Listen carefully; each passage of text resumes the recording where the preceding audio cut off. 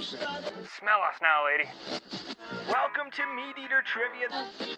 MeatEater Podcast.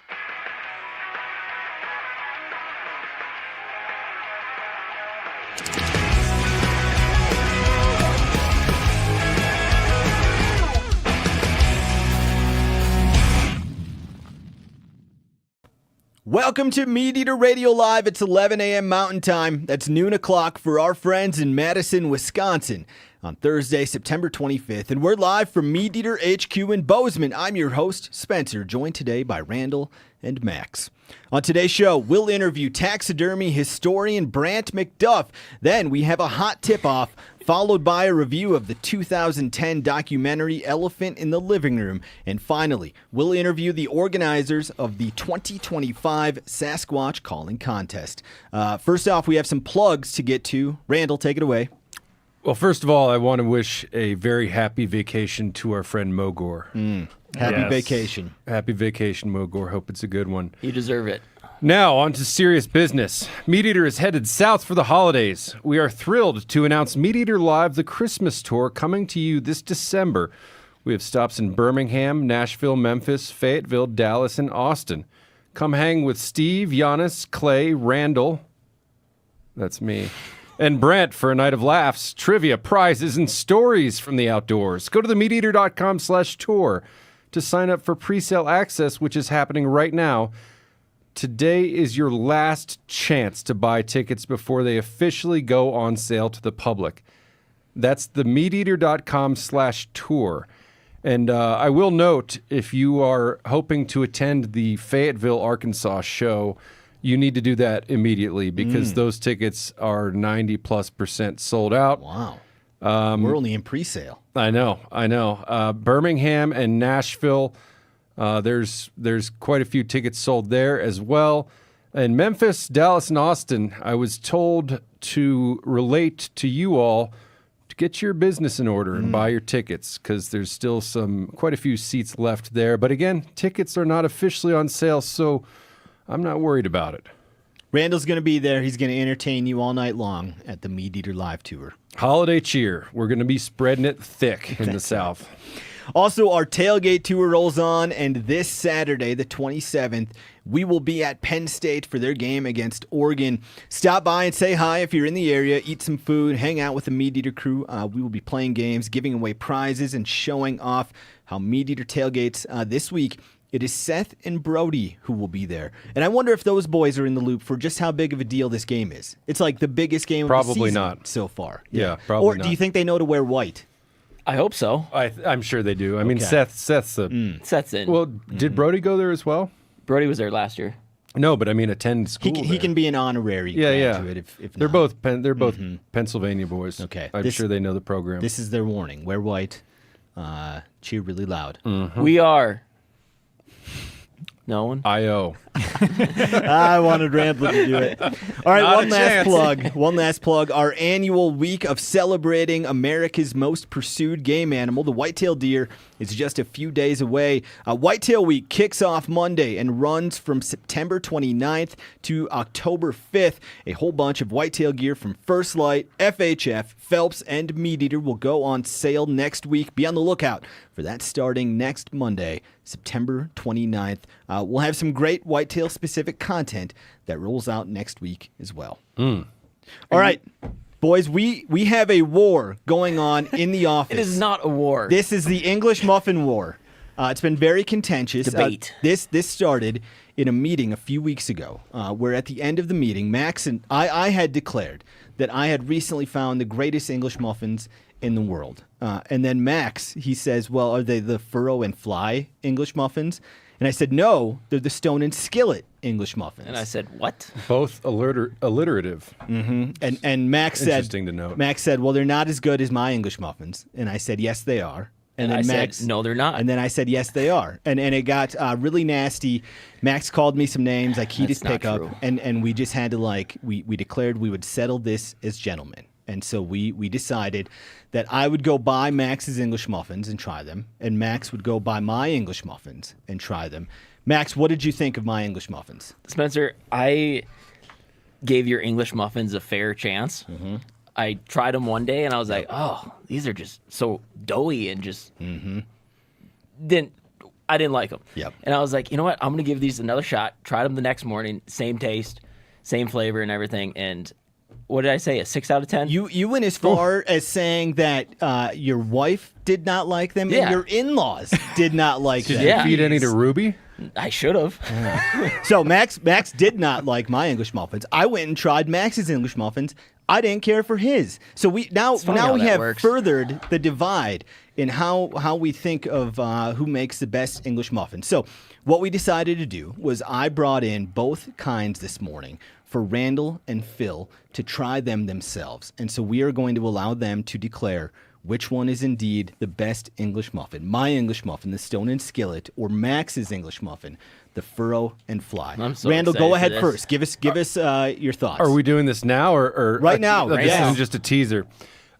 First of all, I'd just like to say that I think there's no food argument that I have less invested in than what is the best English muffin. It's a question I've never considered. Until you have a really good English muffin, and then you're like, what have I been missing my whole life? When I ate these English muffins, I thought to myself, maybe I don't know what an English muffin is. Oh. Because I'm used to McDonald's English muffins? Thomas English muffins with the nooks and crannies. And then an Egg McMuffin, which delicious. I both of these were formidable creations. When they came out of the bag, I was surprised by the size. To me, they looked more like biscuits. Yes. They both have very different qualities. Spencer's, your English muffin is, I would compare it more to like a bagel round. It's doughy, it's chewy. It's dense. You don't have to tear it. I feel like the other, Max's English muffin, they're both exceptional. Max's English muffin is closest to my understanding of what an English muffin is. Yeah, we didn't make these, mind you. We just buy them. It has the sort of cratered surface with, I don't know if nooks and crannies is a trademark term. That's good. But it has those. You do have to sort of tear.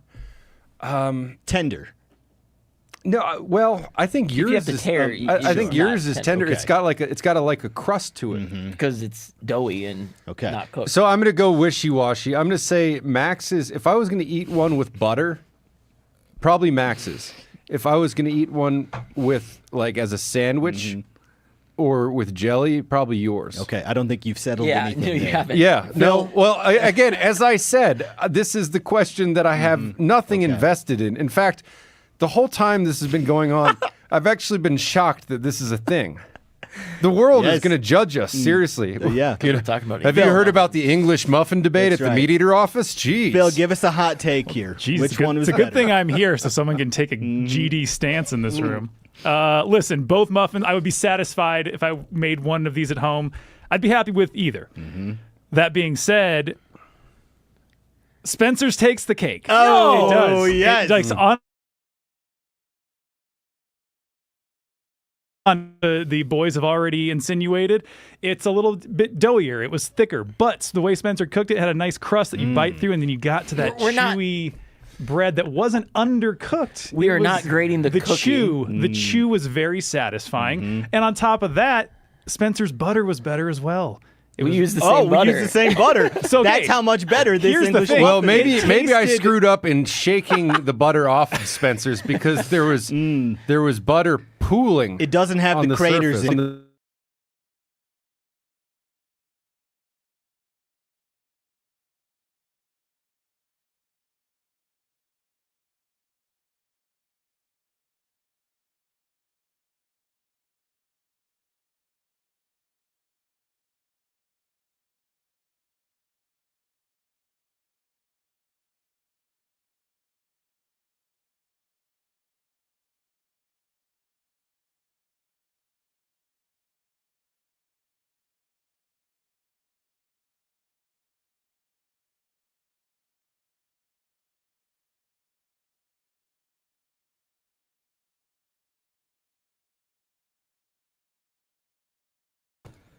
My internet seems to be working. Mine's okay. Hello, hello. Hello, can you hear us? Oh, it's the trivia layout. This isn't going well.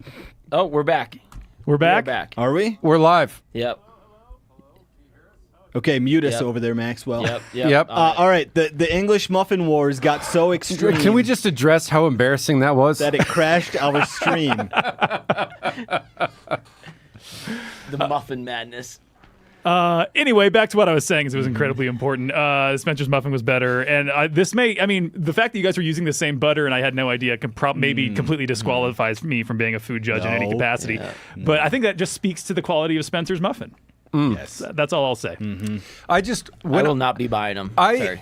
I liked Spencer's muffin a lot, but as I ate it, I thought to myself, this isn't what I think of when I think of an English muffin. Okay. It was like a treat. So You know, the debate hasn't been settled yet. Yeah. It sounds like Randall's voting for mine and Phil is voting for yours. I will just take a tie, Max. I'd That's be fine. satisfied with that. I did enjoy your English muffin. I felt a little hurt, though, that you said the one I liked was a 6 out of 10, and your in-laws didn't. As we all know, in-laws have the worst taste imaginable, and they didn't even like it. That's a tough What one. does the chat think? I think we're ready to put this one to bed. Yes, the English muffin war wages on. All right, joining us on the line first is taxidermy historian and author Brant MacDuff. Brant, welcome to the show. Hey, thank you for having me. Absolutely. I've never had my work have to compete with debates about bread, but I'm honored for it to be the first. Okay. Brant, what is a taxidermy historian, and how does one become a taxidermy historian? You know, it's a thing if you make it a thing. I do work for museums, and I had always loved animals. I'd always loved taxidermy because I felt like taxidermy were the only animals that I could bring that many of into my house.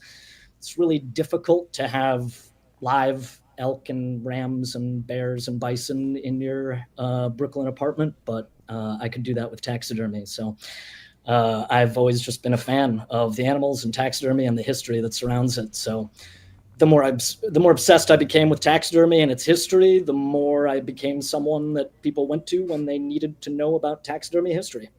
Okay, that is us Very cool. today. Now, you give lectures on the history of taxidermy, and you say that the story of taxidermy is told through heroes, villains, and elephant testicles. What does that mean? Mostly it's just a catchy tagline that gets people interested, so you can see that it works. But mostly I talk a lot about different characters who were in taxidermy, important historical characters like Martha Ann Maxwell, who really sort of pioneered the idea of putting animals in natural poses and natural settings, as opposed to just sort of having a very static mount with no idea of how they would behave in their natural habitat. William Hornaday and Carl Akeley, they continued that, but Martha Ann Maxwell was doing that well before them. So there are a lot of historical characters. Robert Rockwell learned taxidermy from Carl Akeley, but he was a better sculptor, and so he became a much better taxidermist, because being a good taxidermist is really about being a good sculptor. So there are a lot of wild stories associated with all of those characters. So I usually like to start with a time period, find those characters, and then tell some stories about their lives. And that kind of gets people their foot in the door for appreciating the taxidermy, the art itself, through those people. Okay, so we just heard about the heroes. How about the villains and elephant testicles? So villains gets me to talk about poaching and how, aside from poaching for bushmeat or poaching for medicine markets, there's poaching or markets for taxidermy. I also try to get people not to buy certain pieces of taxidermy. At a lot of curio shops, you might see a framed bat, and I encourage people not to buy those, because unlike the very healthy, regulated market that we have for fur bearers, let's say, in the United States, if you buy a framed bat, it probably came from Indonesia or a place where there is not such a regulated market for that species. So when you buy those products, you really don't know what your money is going to support. So that I would consider more the villain side. The photos that you're going through here have more to do with our testicles. And this would be the Field Museum in Chicago. And these are these fighting bull elephants that Carl Akeley put together. And it's a wonderful, dynamic centerpiece of the museum. And the Field Museum actually saw Jumbo, the elephant that was owned by P.T. Barnum and was hit by a train. Well, Carl Akeley made a mount of Jumbo, and people at the Field Museum saw that mount and went, wow, he's pretty good. Let's have him do some elephants for our museum. So they sent him on safari. He brings back these elephants. He makes this incredible mount and unveils the mount. Everyone's flabbergasted. They've never seen anything like it. And they say, now look, Carl, we love it, but there's a problem. There's 2 big problems. There's 4 big problems. And it's the elephant testicles. They're like, this is a family place. You can't just have balls all over the museum. So they made him castrate the elephants. He was pissed. Poor thing. That's George Dante right there. He's one of the greatest museum taxidermists working today, getting up close and personal with one of the bulls. So that would be the testicles and how they tie into that story. Okay, are the testicles there today, or are those bulls still neutered? They are still neutered as far as you see when you're walking around the museum and looking at the mount. But there's tales that they are somewhere in the back, because what were they going to do? Just chuck them out with the trash? Brant, what is your favorite era of taxidermy? For most taxidermy nerds, the era would loosely be described as the Victorian era. Specifically, the Victorian era is the era of Queen Victoria's reign, which was like 1837 through 1901. I would bump those numbers out a little bit and just say kind of roughly 1850 through the 1940s. And that was really the heyday for taxidermy. There was a lot of taxidermy happening before that, earlier periods of the Victorian era. But people were really honing in on their skills and artistic displays and what people loved and were fascinated by with animals in wherever they lived. Taxidermy was huge in the UK. They have a much richer history of taxidermy there. So a lot of taxidermy nerds focus specifically on the UK during that period. This was a time where some towns had 18 taxidermists in one town. Wow. That's how popular it was at the time.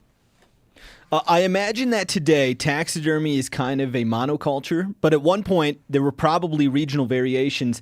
What are some of those regional taxidermy variations when it comes to different parts of the world and different parts of the country? So something I'm a big fan of that I don't really see anymore and really haven't seen that much outside of Colorado specifically are these split half mounts. So if we think of a half mount, you might think of a mountain goat with like a shoulder mount with its front legs coming out, maybe on a rock or something. Well, a split half mount would be if you went straight down the nose and bisected the whole animal. And so you've got the animal on the wall, and just by cocking out the neck and head, you can get the full head, both antlers, or you can split the head right down the middle and have half and half next to each other with one antler on one side of the skull, one antler on the other side of the skull. I think this is a really cool style of mount. Saves a little bit of space, but you still get the whole animal. You really don't see it that much anywhere, and I personally haven't seen it outside of Colorado much. It's a really cool mount. I'd like to see more studios pick it up again. I've never seen that. I've not seen anything like that either. You can see so photos that's the Brant is head. talking That's a about. single head split, bisected in half, and you get one half on each side. Wild, right? So is that considered a full body mount or a half body mount? I would consider it a split full body mount. So Okay. I'm gonna request it's not that a next time traditional I full get body something mount, done. But you can see there's all 4 legs and the full neck and head. You're just kind of it's almost like if you picture at home, if you picture a fish mount. Yeah, that's what I was thinking. The whole side of the fish, but the one side that's against the wall is flat, so it can be up on the wall. Okay, love it. Now, you spend a lot of time in museums looking at stuffed critters, so I asked you today to bring us a list of your top 3 museums for the best, most interesting taxidermy. I'm excited to hear what they are. Number 3, what is it? Well, I kind of flipped them into 2 different groupings so I could cheat and get one more in there. Okay, great. As far as traditional natural history museums are concerned, you're not going to do better than the American Museum of Natural History right here in Manhattan. The downstairs Hall of North American Mammals was finished up in around the 1940s, and they are excellent examples of taxidermy and habitat dioramas. Denver, incredible taxidermy dioramas. And then I'd say really the Wonders of Wildlife Museum in Springfield, Missouri at the Bass Pro. It's unbelievable. Museum. Unbelievable, insane museum. And if you want really old school, traditional taxidermy, amazing mounts and beautiful museum, check out the Fairbanks Museum and Planetarium in St. Johnsbury, Vermont. Incredible museum, gorgeous space, really traditional, cool mounts and displays. Okay, very bucket cool. List places. I wrote down all 4 of those. Brant, if people want to know more about your work and the history of taxidermy, what should they do? My website is immortalanimals.com. My Instagram is Stuff in My Apartment. And you can get in touch with me there. I give all kinds of lectures. I travel for lectures on conservation history, taxidermy history, wildlife conservation economics, all sort of related topics. And I'm a mentor for the Kinfolk Hunting Collective in the New York area. Okay, Brant's book, The Shotgun Conservationist, is available right now. Brant, thanks for joining us. Thanks for having me, guys. Have a good one. American Museum Natural History in New York, Natural History Museum in Denver, Wonders of Wildlife in Springfield, and I think the last one he said was the Fairbanks Museum and Planetarium. Did he say in Georgia? No, Vermont. In Vermont, I'm sorry. Yeah. How many of those places have you been to, Randall? 3. Okay, not 3 the Vermont 4, one. Huh? Not Vermont. How about you, Max? Have you been to any of those? No, I've not. Okay. My favorite museum for taxidermy is a world traveler. The Natural History Museum in Vienna, because all of that stuff is like 100+ years old and it's not maintained at all. Oh, just the animals dusty. are the wrong colors. The elk look like white-tailed deer because they're so bleached out. But just like every animal you can imagine. But it's it's just like a chuckle fest. Yeah. I've been to the New York American Museum of Natural History and the one in Denver. Both very exciting. The one in Denver, in their planetariums, or no, what's it called? Their dioramas. In their dioramas, the artist has painted some little trolls into the scenes that you go around and you try to find them. All the trolls, yeah. Try to find the trolls. It's like the hot springs at White Sulphur. Just like that. Yeah. I texted Randall last night. I said, Randall, if you could go to a great natural history museum or a great zoo, which one would you pick? What was your answer? A great natural history museum. Because he said a zoo just feels like a strip club. Yeah, I did say that in a private text exchange. Oh, I'm sorry. I said you walk around and just go, oh, whoa. You know, there's no depth but a natural history museum that like either it just has a way of like blowing your mind and you actually learn stuff. I don't find that I learn very many things at the zoo. I just see cool things and I go, oh, wow. Yeah. I'm sorry. It was actually Max who texted me. That's right. Max That's was the right. one who said zoos are like strip clubs. Yeah. No. Of all the things that I've blushed about in this room, that's not one of them. I did say that on a text exchange. All right, moving on. Our next segment is Hot Tip Off. HOTTIP-off. Let's all do a hot tip off. HOTTIP-off. Let's all do a hot tip off. Hot Tip Off is where 2 listeners go head-to-head with competing pieces of advice, and after we hear each tip, we'll declare which one is hotter. If you have a hot tip, take a 1-minute video on your phone and email it to radio@themeateater.com with the subject line Hot Tip Off. This week, Hot Tip Off is brought to you by Mountain Ops. Mountain Ops supports your daily journey from mountain training to overall well-being, optimizing performance, enhancing recovery, and bolstering health, preparing you for any challenge. Okay, this week it is James Chapman versus Lane Aker. They are competing for a $100 MeatEater gift card. Take it away, Phil. Lane Aker. My name is Lane Aker, and I got a hot tip for making sure your decoys don't get tangled while duck season. All you need is some paracord, PVC pipe, a couple carabiners. So what you do is you cut your PVC down a little bit shorter than your lines on your decoys, and you cut the paracord a little bit longer than that. From there, exactly what it is. it's got finished product painted black. The line runs through it from the top, and from there you can hook the decoys on. Pull the decoys through. You got a bigger carabiner here. Hook it on. You got a handy dandy decoy carrier. Oh. So I've got a few of these in my boat. When I carry in, I can carry a couple of these pretty easily. About 15 decoys per. Keeps them from getting tangled, and you don't have to worry about buying those expensive decoy lines. I just use like a 100-pound monofilament. Works great. Hot tip. I like it. James Chapman. I've solved the problem for hunting hearing protection. Hoodies, got these daggum things on them. End of your string ties. These reusable plastic earplugs. Right there. Right there. You just jam them on the end. Ooh. And they're literally right on your hoodie.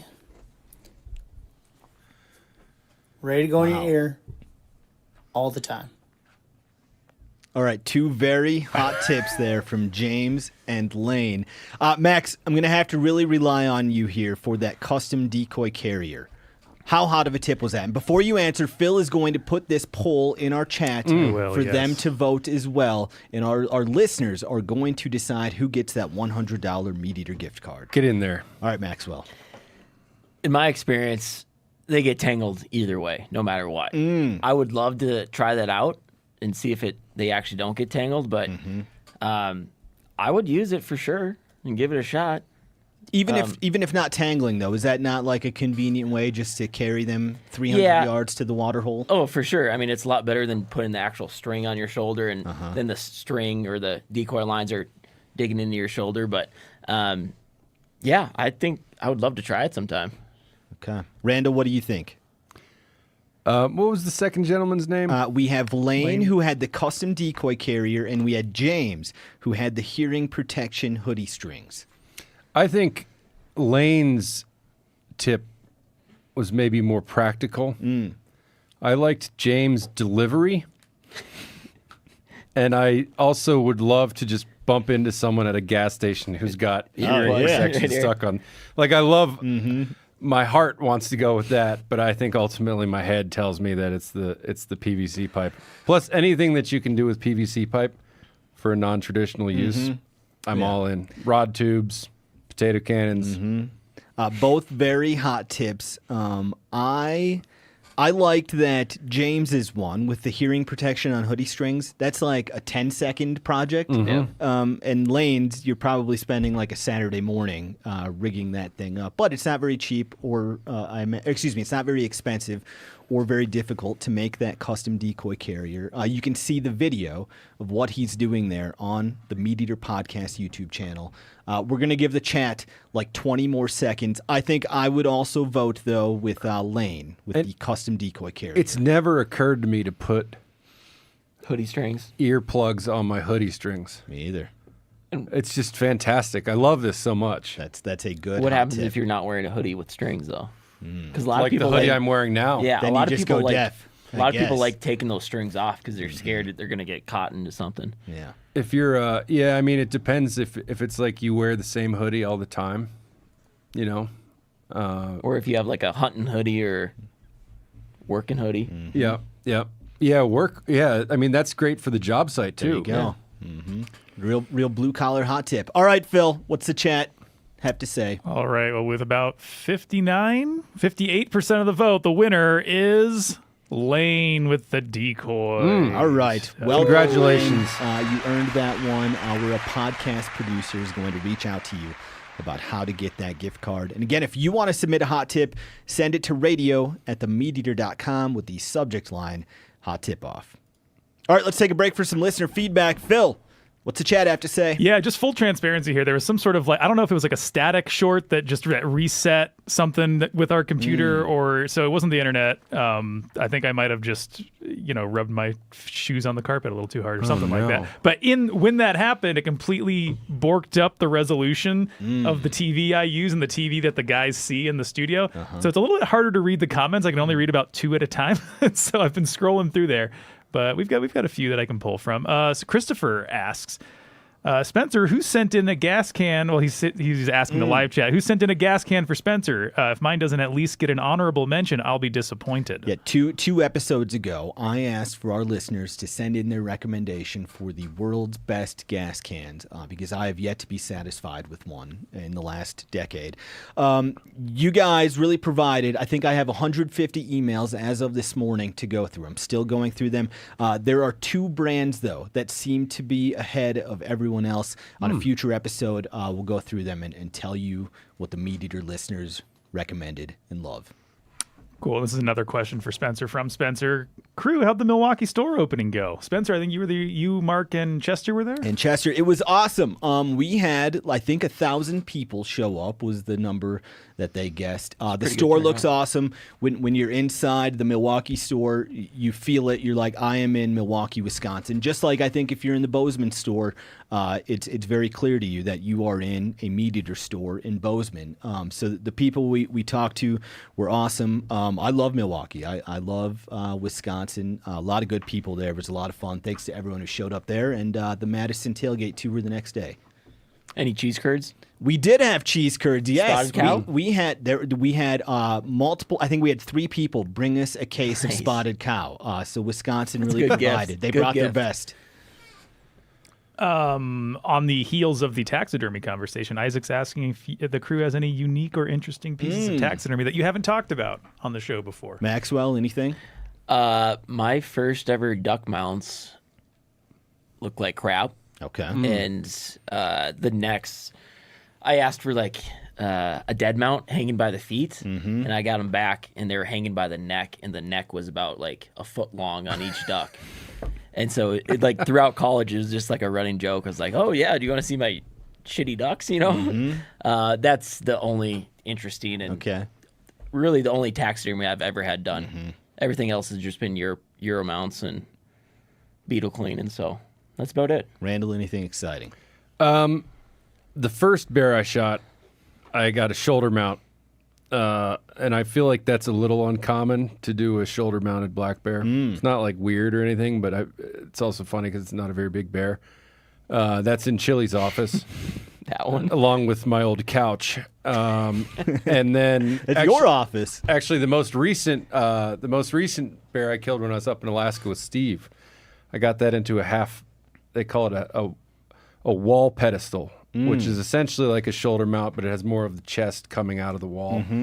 And very happy with that, but I do sometimes chuckle to myself that my only 2, and I have a bear rug, but my only taxidermy, other than some fish when I was little, are bears.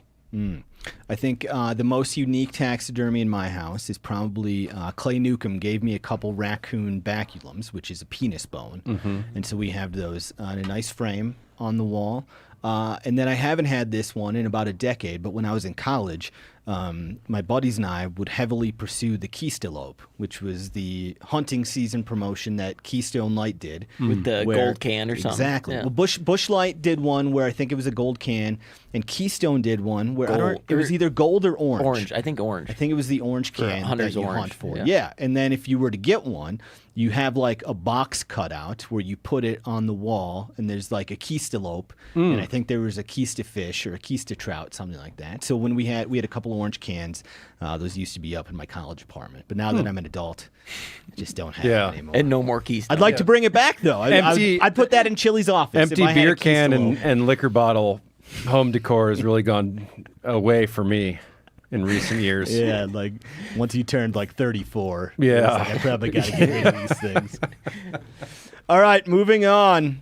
We have the MeatEater Movie Club. This week, we're reviewing the 2010 documentary Elephant in the Living Room.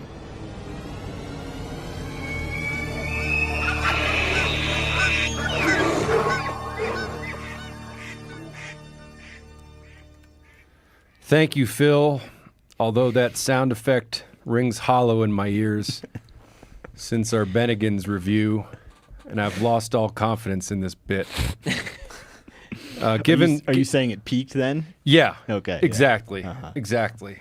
I'm basically a heavily concussed Brett Favre playing for the Vikings at this point. In year 2.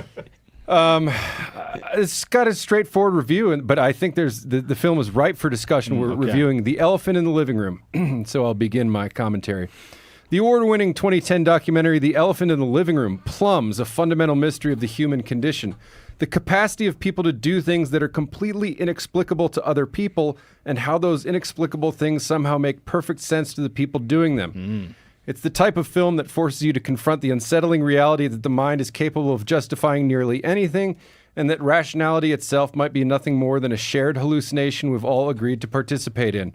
Your neighbors might well be living entirely different lives that follow logic so alien, it might as well be from another planet. The film follows Tim Harrison, a public safety officer who specializes in exotic animal emergencies, as he responds to calls that sound like a 5-year-old wildlife enthusiast filled out some Mad Libs. Escaped lions in Walmart parking lots, pythons trapped in suburban basements, bears held captive in backyard sheds, and this is my favorite, and cougars prowling next to pretzel bakeries, which actually is a thing from the film. Mr. Harrison Officer Harrison, I should say, serves as our guide through this parallel universe where owning a 400-pound tiger is somehow not only worth considering, it's worth fighting for. He has the 1,000-yard stare of a man who's seen too many things that shouldn't exist but absolutely do. But the real enigma and star of the show is the late Terry Brumfield, a truck driver who keeps a pen full of African lions in his mud-spattered Ohio backyard. Watching Brumfield interact with these animals, you're struck by how completely normal this seems to him. He feeds them, he talks to them, he worries about their health. Exactly like any pet owner, except his pets could horribly maim him in a moment. The cognitive dissonance is staggering. Terry has decided that sharing his property with apex predators from another continent is a rational choice, and scoffs at those who have called him, quote, brain-dead, selfish, and immature. The documentary doesn't try to bridge this gap for the viewer. It lets you chew on the electrifying discomfort of knowing that human beings can arrive at completely opposite conclusions about what constitutes reasonable behavior. This extends to everyone in the film. There's the woman who sees some measure of irony in escaping the totalitarian regime behind the Iron Curtain, only to find that keeping tigers in Pahrump, Nevada is unnerving to her neighbors. There's the dealers who trade in poisonous snakes that they coil up inside of empty potato salad containers. Director Michael Weber wisely avoids trying to explain these people to us. Instead, he lets their own words reveal the vast gulf between how they see themselves and how the rest of us see them. There's something anthropological about the film, like studying a culture whose basic assumptions about risk, responsibility, and sanity are so different from mainstream society that meaningful communication between the two becomes nearly impossible. So that's my take. But I have a whole list of things before we get into the discussion.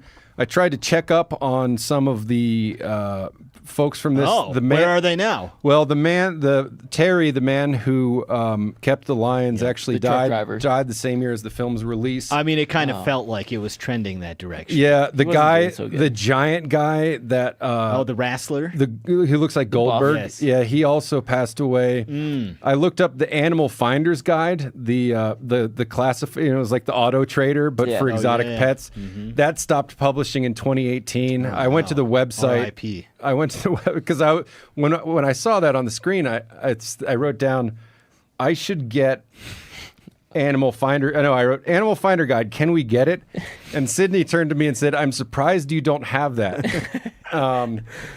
There are some articles still on the website, including advice on what to do if your large animal escapes. He says, My standing rule is that if an animal of danger leaves my compound, there shall be no effort to capture, but only to destroy. Wow. Because no single animal is worth the harm it does to all the other exotic pets when someone is mauled. Oh, okay. Thought that was insightful. I feel like that's usually not the take these people have.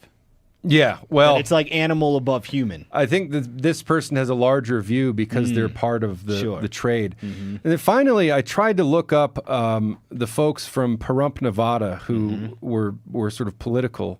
And so I couldn't remember their names, and I didn't want to go back and watch the film. So I Googled exotic pets, Pahrump, Nevada, big cats. And I found a guy who very recently claimed his 7 tigers were emotional support animals so that the government couldn't take them away. Wow. But the government still took them away. And I thought, surely that's got to be the same people that were in this film. And no, Scott Shoemaker and Susanna Kokol are not the people involved in this. That guy was named like Cal something. I don't know. So I don't know. I guess I've got a lot of thoughts here. The final thought was that, I mean, this movie is actually darker and more disturbing than I imagined, or than I remembered. You had declared this is one of your favorite documentaries. Yeah, before we watched I it. watched it a bunch.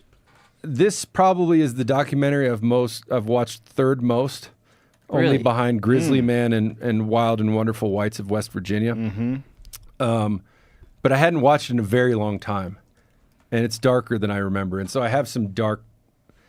The worst part of the movie is seeing the lion die. And then second most is when they take the starving elephant away from that woman. And the elephant's name is Twiggy. And I wrote down in my notes, if I were starving an elephant to death in my backyard, I wouldn't name it Twiggy. I wouldn't make a joke about it. So...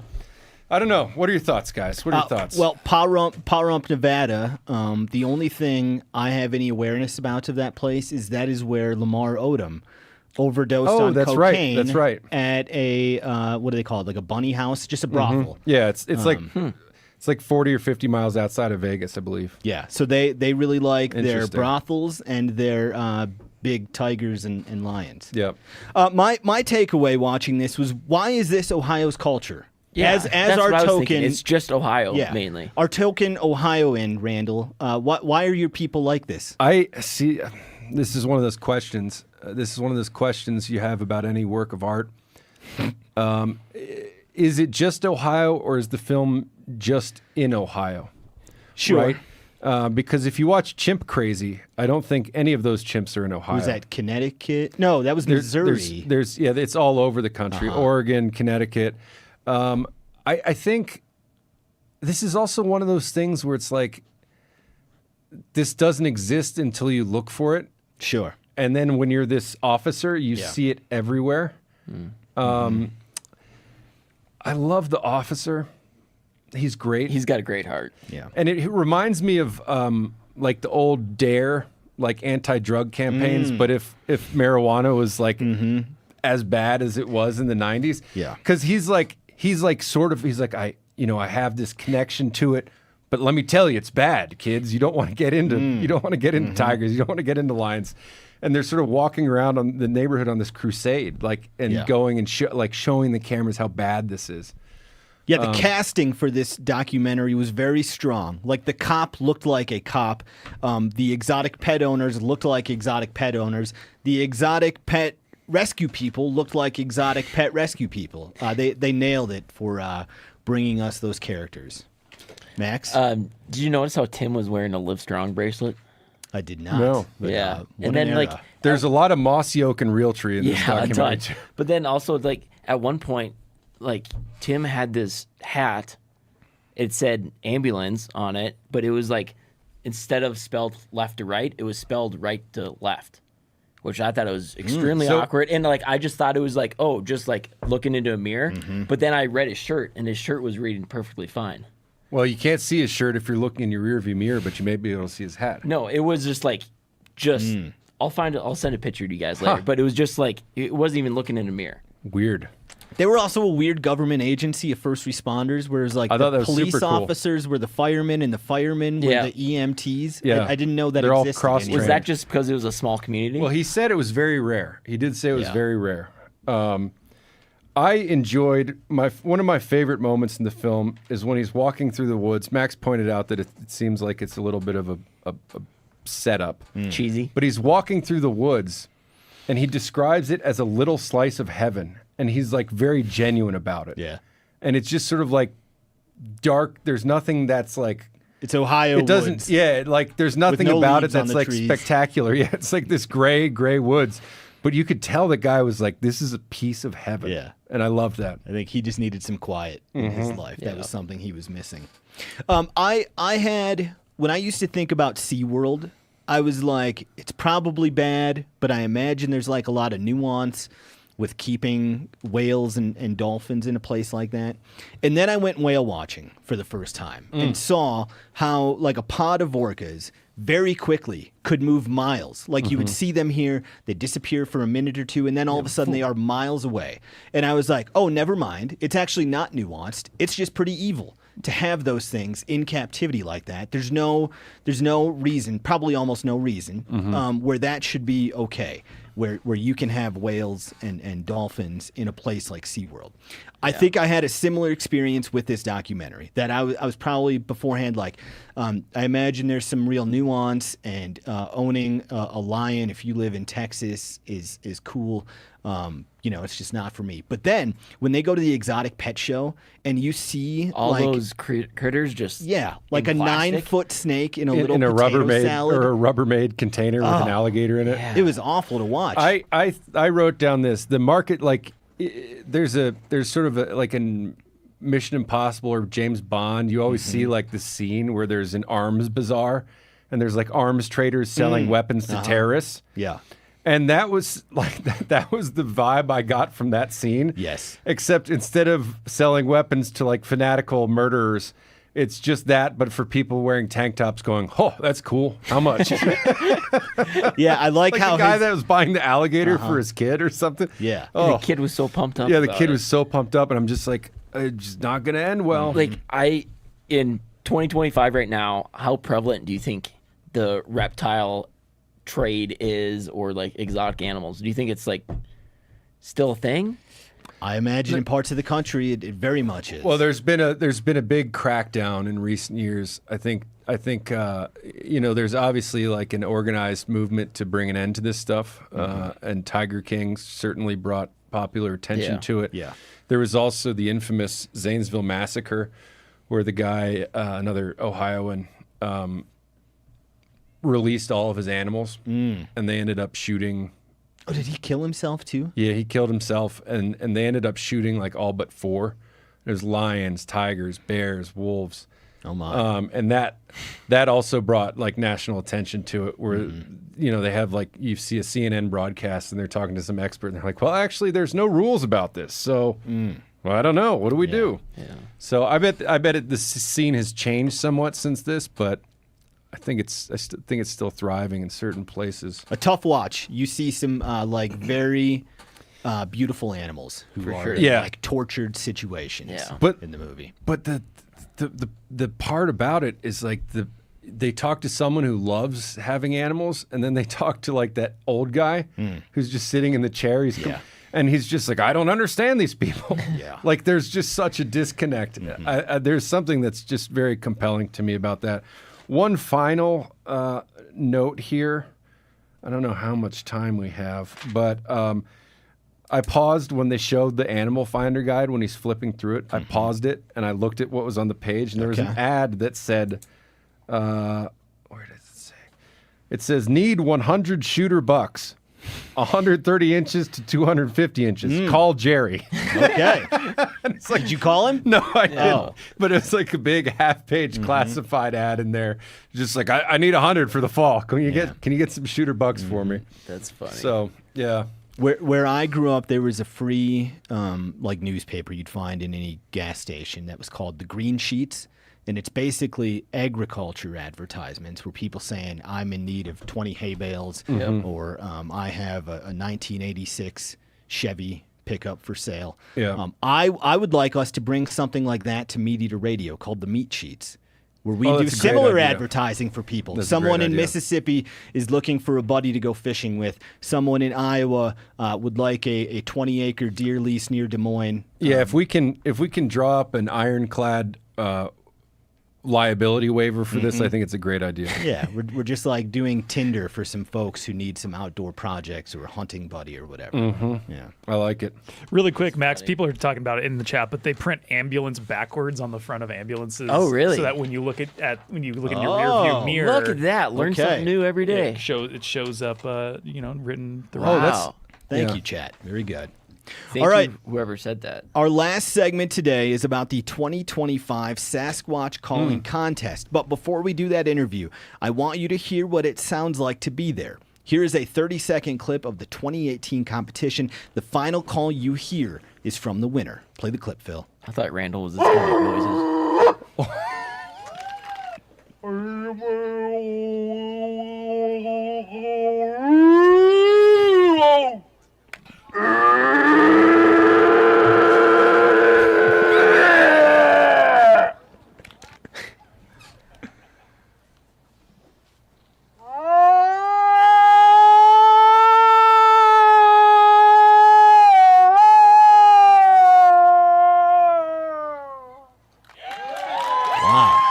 Got some lungs on her. She did. She was the winner. That was good. All right, joining us on the line now is Cheryl Putorti and Paul Bartholomew from the Sasquatch Festival and Calling Contest in Whitehall, New York.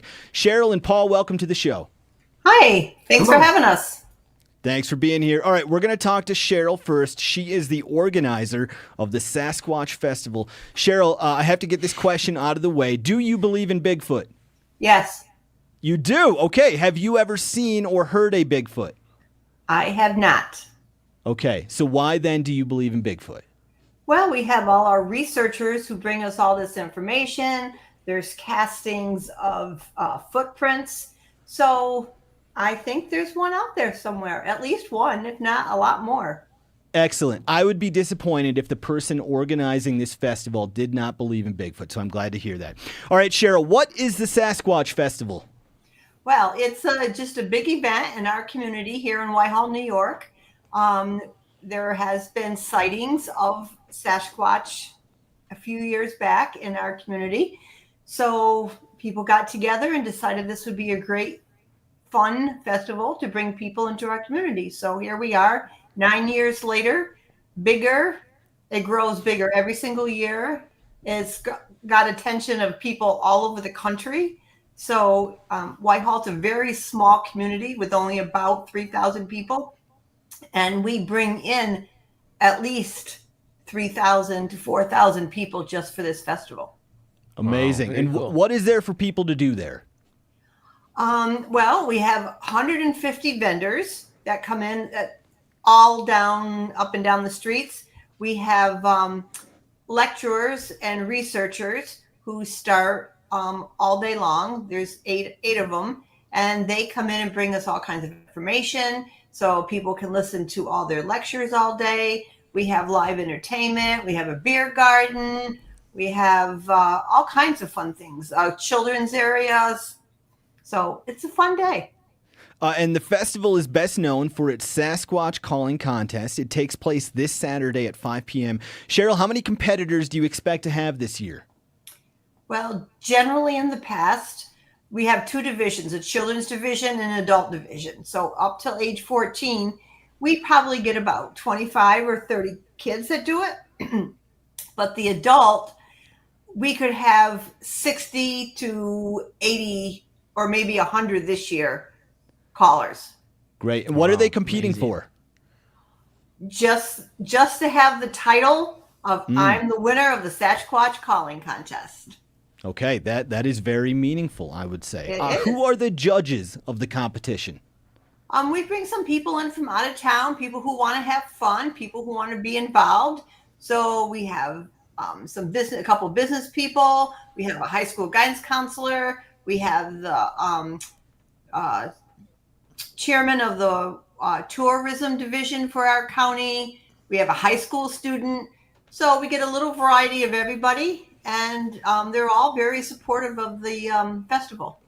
Have some of those folks heard a Bigfoot before? Do they know what they should be listening for? I don't know the answer to that question. I don't think they've heard one, but maybe they've gone online and heard some calls. There we go. Okay, now I want to talk to Paul. Paul is a Bigfoot researcher and the author of the book Bigfoot Encounters in New York and New England. Paul, do you believe in Bigfoot? Whatever this phenomena is, it's real, and it has been cited by reputable people. And so, yes, I believe that whatever is being cited out there, there's something being cited, and it's not the normal, culprits such as bears and things like that. This creature does different things. It crosses the road in 3 steps, and that was witnessed by police officers outside of Whitehall back in 1982. There was a major incident involving various police agencies back in 1976 out on Abear Road. So we've got a lot of respectable witnesses who have seen this creature or some of these creatures. How about you? Have you seen or heard a Bigfoot? I have not. Okay, but you've been studying Bigfoot for over 40 years, and in that time, you've interviewed dozens of Sasquatch eyewitnesses. When is the last time you investigated a sighting, Paul? Sightings are continual.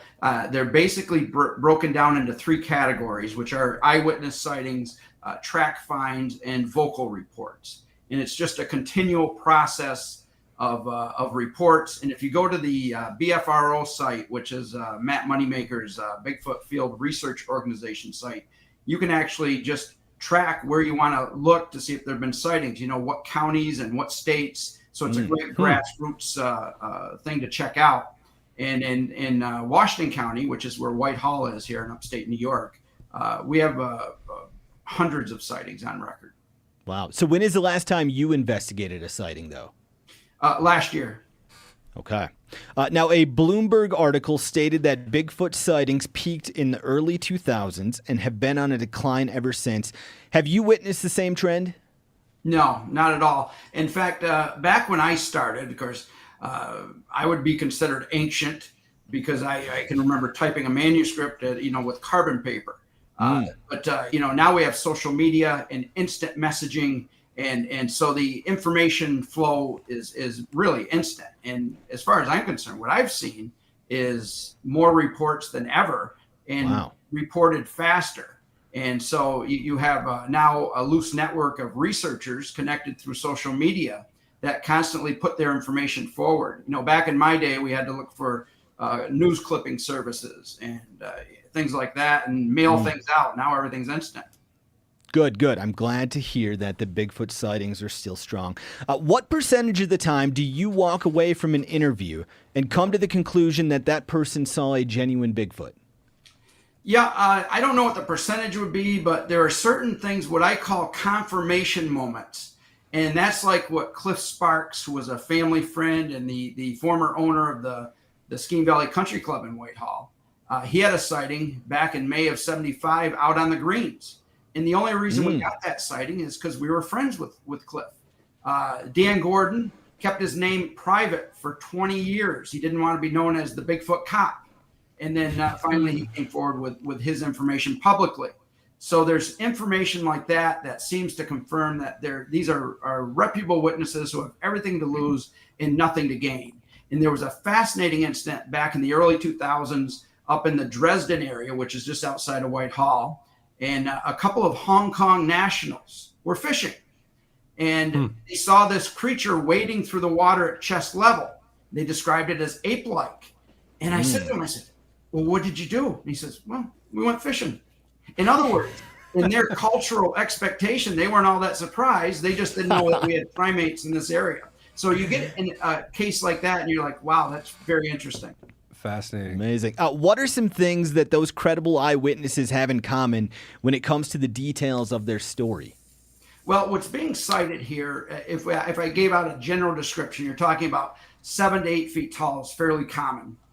Dark colored usually, but you can go back into New York Times articles, and there was a case in the 1800s on the front page of the New York Times in Pono, Vermont, where the creature was red in color and only 5 feet tall.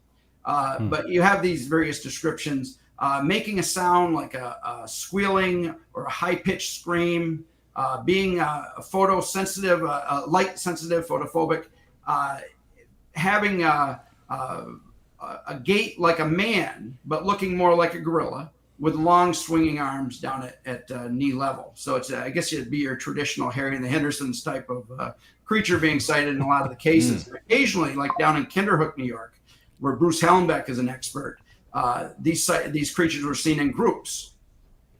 Oh, okay. Well, now we know what to look for. Paul, you literally wrote the book on Bigfoot in New England, so I want to ask you some questions specifically about Sasquatch in that region. Does a New England Bigfoot differ from a Bigfoot that lives in Tennessee or Montana or California? That's an excellent question, because this is a global enigma. Whatever is going on here is going on around the world. If you go to Nepal and the Himalayas, we call these creatures the Yeti or the abominable snowman, whether they're a cousin, but they're closely described the same type of unknown primate type creature. If you go to Australia, where my brother was at for many years, it's called the Yowie or the Yahoo or the Devil's Devil. If you go to the former Soviet Union, it was the Chichuna or the Almisti. And then we talk about the states. You can go down to Florida, which racks up a lot of sightings, and it's called the skunk ape down there. Momo in Missouri, the Falk monster in Arkansas, and so forth. Now, the Honey Island swamp monster appears to be a little more aggressive, and that may be because it's in an environment which has, alligators and reptiles and things, and it just may be more aggressive in that regards. So we do have these regional differences, but they seem to be they seem to be related in some way. Okay, what do you think a New England Bigfoot eats?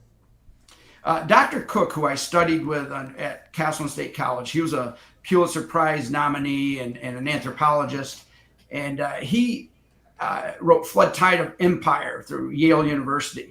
And he had studied this with myself, and he felt that whatever these creatures were, they were probably opportunistic and omnivorous, meaning, plants and animals. They're often seen in swampy areas, and things like, maybe a downed deer, that would be edible as well. And down in Kinderhook, it was actually seen going through garbage. So, or at least a group of these creatures.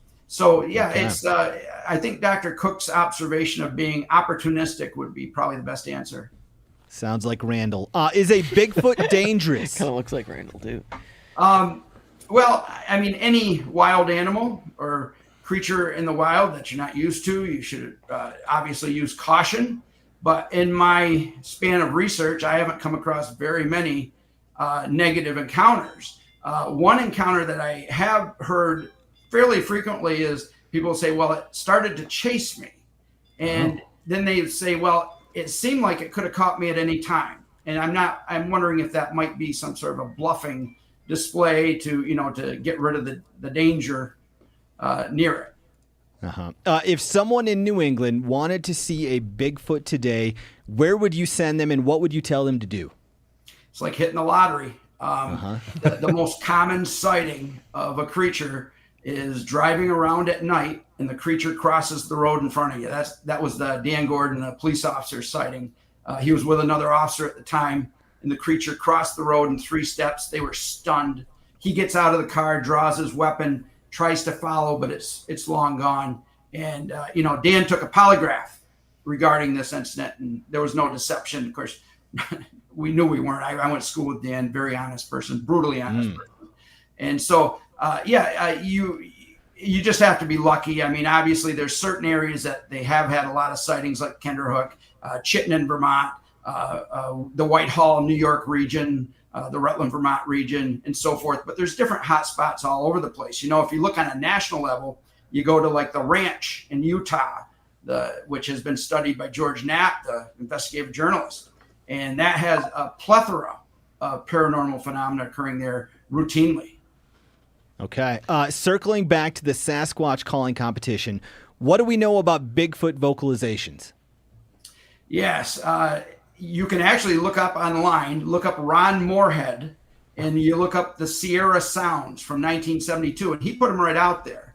And these were sounds he and Alan Berry and a group had gone up into the Sierras and recorded these incredible vocal displays. and they've been studied by various institutes and scientists, and they're right open for everybody to listen to and to study. And I think those are the real thing. I think that's and it's an assortment of sounds ranging from guttural noises to high-pitched screaming to what sounds like a wild, violent type display to a more like grunting and things. So yeah, you can actually hear them right online. The Ron Moorhead vocals. Okay. Yeah, We're gonna check that out. I just pulled it up and it's got 1.3 million views. We will check that out after the interview. You can hear Paul speak about Bigfoot and Whitehall's role in the unexplained at the Sasquatch Festival this Saturday at 10:30 a.m. The Sasquatch Calling competition starts at 5. Cheryl and Paul, good luck with the event, and thanks for joining us.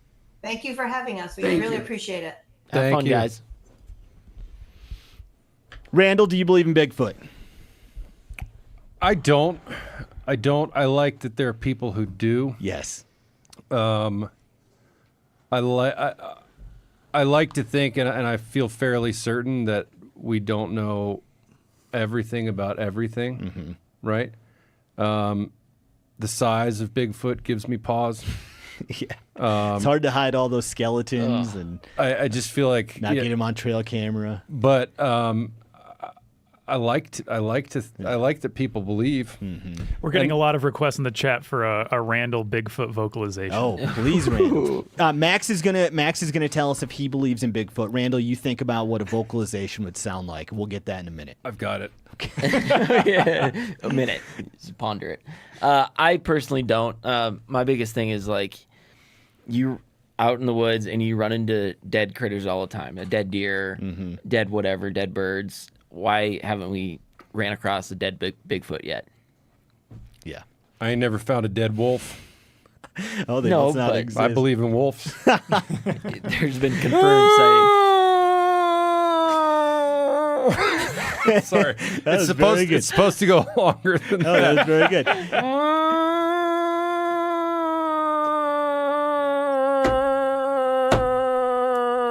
That was very good. That is a cat giving birth. That was great. I do not believe in Bigfoot. I've never believed in Bigfoot. I think there's a 0% chance he's real. But I love the folks that are dedicated to finding them, and I love the folks who are dedicated to making this a thing and keeping this a thing. If I was at the Madison, Wisconsin tailgate tour and two people came up to me at the same time, and one of them's like, "I have a story about the time I killed a 180-inch whitetail," and then the other guy said, "I have a story about the time I saw Bigfoot," I would say Bigfoot story. Give me that one first. I'm very interested in that. That is something that I will always be entertained by, despite not ever going to believe in it until the thing shows up as a carcass. And I think just being outside, there's an element of it that's like mysterious. You never know what you're going to see. You never know what's going to happen, good or bad. And so the Bigfoot is like the embodiment of that. It's the distillation of all of the unknown of the outside. And so for that reason, I'm glad that Bigfoot exists in our culture. I like the culture aspect of it. And I like that it gets some people outdoors who seem to be like singularly interested in that thing. That is their outdoor activity. Good for them. All right, that brings us to the end of the show. Phil, let's get some final feedback from the chat. People who devour all of our content on the YouTube probably know this, but Tim Allen asks, what does Max do at MeatEater? Max. Well, Tim, I run around chasing people with cameras. Yes. So videographer, photographer. Extraordinaire. And you do a little waterfowl hunting content. Yeah, do a little duck hunting on the side when I'm not working. But this is only my second time on Radio Live. Right on that. Is anyone here an upland person? Max? Yeah, sort of. I mean, Cal would be a better. We had a pheasant question. I'm just not even going to bring it up then. I know Randall and Spencer are not. My best advice is if you shoot a pheasant with Cal, you give it to Cal and you have Cal cook dinner for you. Okay. It works every time. Never been disappointed. What is the pheasant question? Oh, just meal prep. Oh, so there you go. Prep. Yeah. Go send Cal a DM. I'm sure he'll respond. He made a lovely pho. A pheasant pho? He made a pheasant pho last year with some birds we shot. It was delightful. That sounds great. Let's see. I think we had a Leland question. Yeah. Leland says, I just learned Randall was a fellow Eagle Scout. Makes me even more of a Randomal. How many Eagles are there in the MeatEater crew? Probably one. I was a Cub Scout. That's about it. Cub Scout. Oh, my God. That's about it. Didn't even make it to tenderfoot. I think it's just Randall. Giannis was in Latvian Scouts, wasn't he? Boy Scouts? Yeah, he was in some like sort of that. Latvian fraternal organization. Reed Duvall says we should do a Sasquatch Calling on the live tour. Oh, so wow. put that together. Yeah, the last live tour, it was a barred owl calling contest. Yeah. The problem is Steve will be there, so it will not happen. Yeah, we actually had another person say, does Steve know that you're talking to Bigfoot people on the podcast today? Yeah. He does not. I also think he still does not know we played D&D on his podcast feed either. Can't wait till he finds out in a few months from now. What he doesn't know won't hurt him. This is a question from Nate. If hunting and fishing was banned tomorrow, what would keep you outside? I think we know the answer from Spencer. Looking at the ground for rocks and mushrooms. Yeah. That's what I would do. How about you boys? Walking my dog. Oh, dogs is a good one. Yeah. Dogs got me to the river yesterday. I like just seeing animals, and I like just being outside. Yeah. Like, it would be great this weekend to be outside at sunrise. There you go. That's enough for me. I spent some time on the coast this summer in southern Oregon and northern California, and I started doing tide pooling, where I'd get up right at sunrise and go out when the tides are very low. And I had so much fun doing that. That's I had it all super to fun. myself, and I also liked that it felt like I wasn't consuming anything. I didn't walk away from that with a bag full of rocks or Sheds. mushrooms or sheds or meat. And I kind of realized then it was one of the few things I do outside where I'm not consuming something, but I'm still thrilled to do it. It was so much fun. I wish I lived closer to a place where I could go tide pooling. Phil, anything else? Noah says, if someone were to harvest a Bigfoot, how would a typical state wildlife management agency treat that harvest? An illegal harvest, question. right? And he says he doesn't have to say how hypothetical he is. Some states, I believe, have outlawed it. Where our last two guests came from, Whitehall, New York, they have a Bigfoot sanctuary where they have made it illegal to kill a Bigfoot within city limits. So some states have outlawed straight up killing a Bigfoot. Oklahoma is on one side of it. Either they've outlawed it or they've made a season They for it. offer a tag. Okay, that's it. That's what I just read someone's comment and he said that, so. And if you see a Bigfoot in the wild and you shoot it, you're killing a man in a Bigfoot suit. Yeah, you're probably going to prison. So it's not a wildlife management issue. You're talking about homicide. If they have a legal Bigfoot season and someone shoots a man in a Bigfoot suit, would they go to prison? If I go out in my If they had black a bear good lawyer, costume, I don't think they'd be going to prison. if I go out in my black bear costume, no one's going to say it's a good idea during spring bear season. Yeah. But if somebody takes a poke, they're probably going to the pokey. Max, before we get out of here, can we hear the Bigfoot call that our guest Paul was referencing? This is the official sound of a Bigfoot.